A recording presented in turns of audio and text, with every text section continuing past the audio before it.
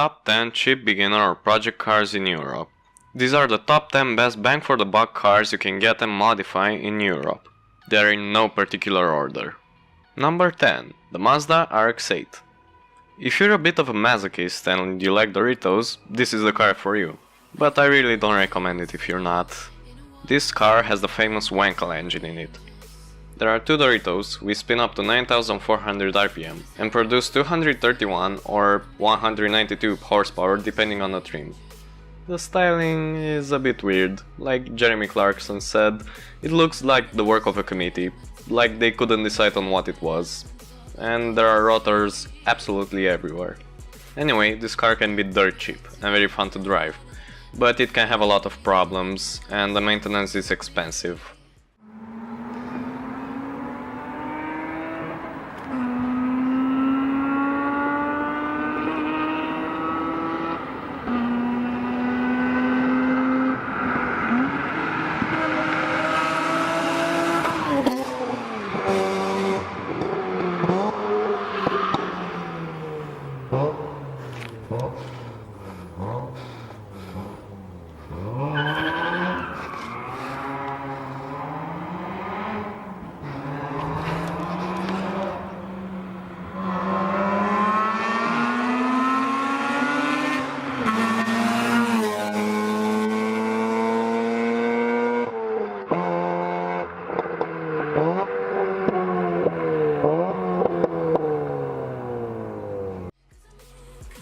Number 9. The Toyota MR2.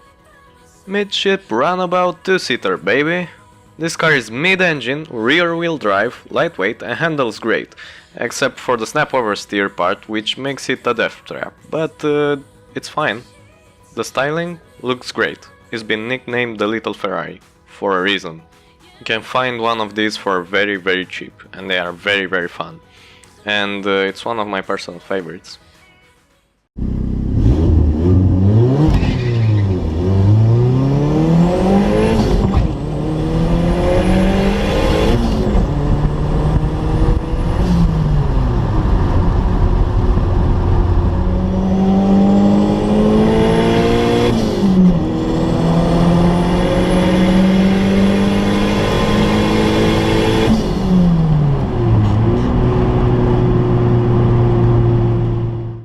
Number 8. Peugeot 205 GTI. In my opinion, this is the coolest hatchback that you can buy. It's lightweight, has around 110 horsepower, and is very nimble. This is a car which has great rally racing history and even participated in Dakar. This one is a bit on the pricey side, but you can find a decent one for less than 10,000 euros.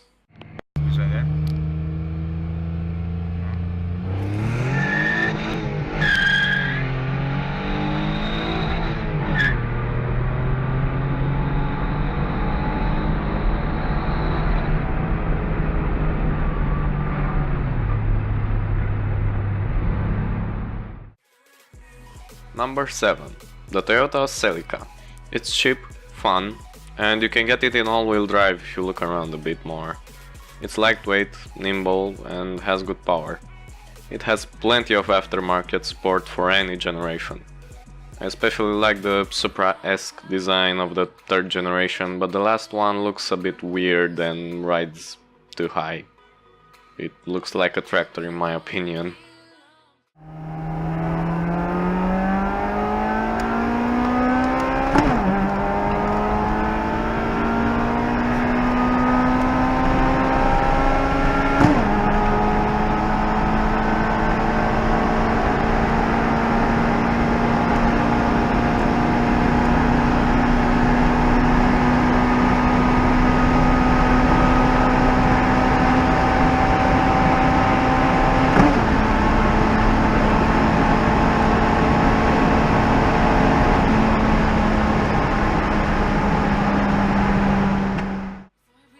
Number 6.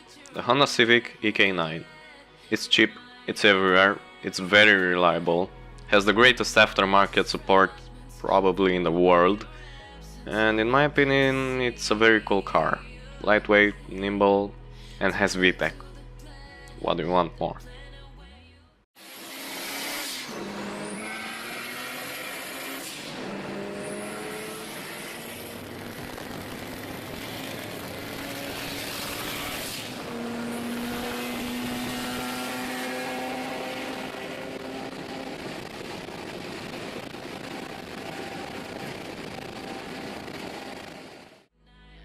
Number 5.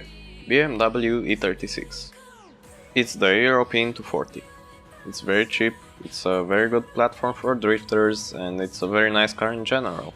It has a ton of aftermarket support and you can get it to M3 performance for very little. You can make a monster out of it very fast and easy.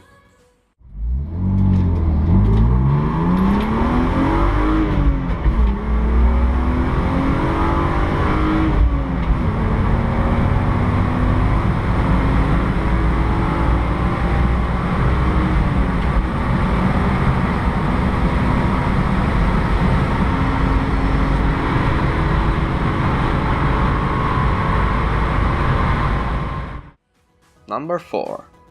VW Golf. Ah, the Golf. It comes in all shapes and sizes. This car is very cheap and fun and looks awesome. It has a lot of aftermarket support to make it even better, especially sound better.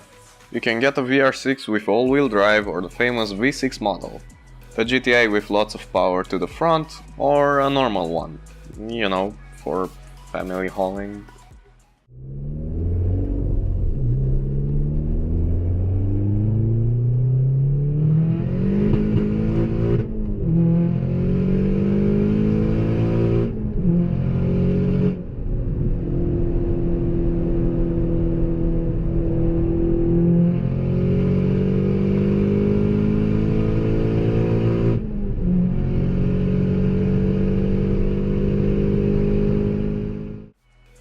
Number 3. The Ford Focus. The car of Ken Block, an ultimate drift and rally beast, especially the latest generation. Enabling drift mode and thinking that you are the ultimate drift king is not recommended nor makes sense. I am not responsible for any crash cars or bodily injuries. This car is like the Golf, you can get a fun ST or RS1 or you can get a boring family hauler.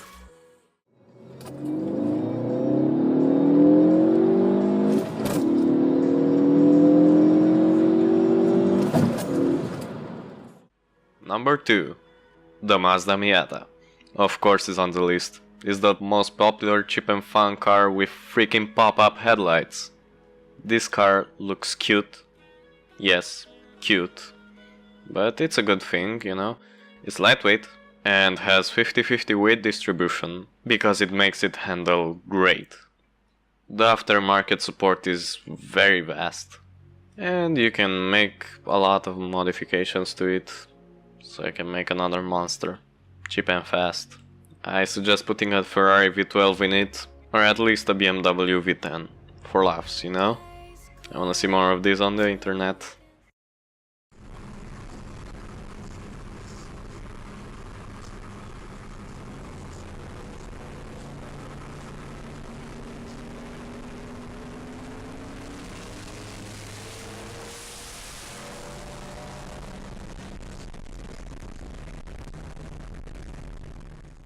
Number 1. The BMW E46. It's basically a new and improved E36. It looks better and it's more reliable and obviously has more power than its predecessor. It might be a tiny bit more expensive though, because it doesn't rust as much.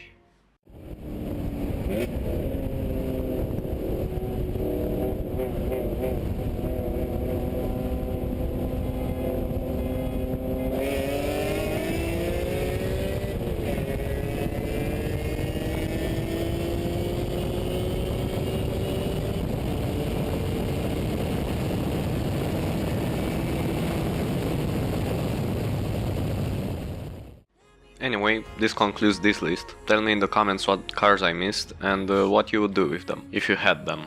Here's a fun clip.